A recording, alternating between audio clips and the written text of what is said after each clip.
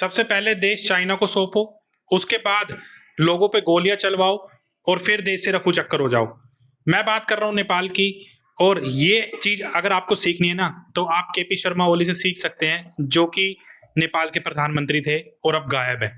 वैसे तो मिलिट्री ये कह रही है कि उनको एक सेफ प्लेस पे पहुंचा दिया गया है, लेकिन क्या सच्चाई है ये भगवान जानता है और वहां के लोग जानते हैं। देखिए, लोगों का गुस्सा करना बिल्कुल जायज है, और मैं आपको इस वीडियो में ये बताने नहीं आया हूं कि किस तरीके से चाइना ने कुछ जगहों पे कब्जा किया और इस तरीके से सरकार वहां पे गिर गई, लोग क्या कर रहे हैं, क्यों भड़क रहे हैं, ये सब चीजें आप इंटरनेट पे जाके देख सकते हैं।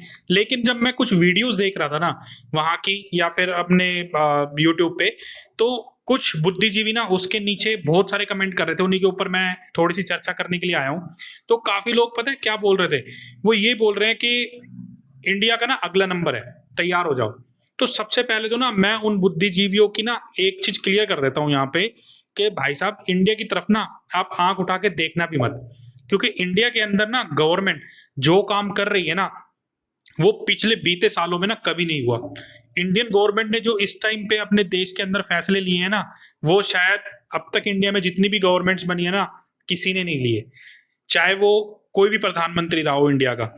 दूसरी चीज मैं अगर आपको बताऊं तो इस टाइम ना इंडिया के आसपास ना चारों तरफ आग लगी हुई है, इंडिया घिर चुका है बुरे तरीके से। आपको ये भी पता होगा, जिसने अमेरिका को आग दिखाई उसमें अमेरिका ने तख्ता पलट कर दिया तुरंत। चाहे आप श्रीलंका की बात ले लो, चाहे आप अपने बांग्लादेश की बात ले लो, चाहे आप पाकिस्तान की बात ले लो, और इधर नेपाल, आज नेपाल आपके सामने आ गया, और कल को यही घटना इंडिया में भी घट सकती है, और ऐसा होना लाजमी भी है। लेकिन मेरे को पूरा ट्रस्ट है इंडियंस पे, यहाँ के युवाओं पे और यहाँ की सरकार पे, कि वो ऐसा कुछ भी नहीं होने देगी।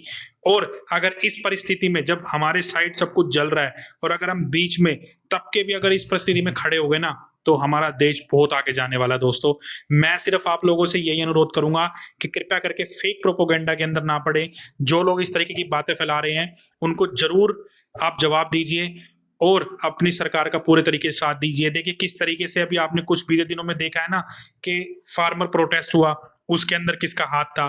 धीरे धीरे आपको पता चल गया कि किस तरीके के लोग, राकेश डकैत जैसे लोग जो आए, उन्होंने अपनी राजनीति से की, काफी सारे लोगों ने अपनी राजनीति से की। फिर वहां पे हमारे जो कहते हैं कि अगले आने वाला पीएम मैं हूं, प्रधानमंत्री राहुल गांधी, श्री श्री 1008 राहुल गांधी जी ने ये बोला कि वोट चोरी कर ली गई है।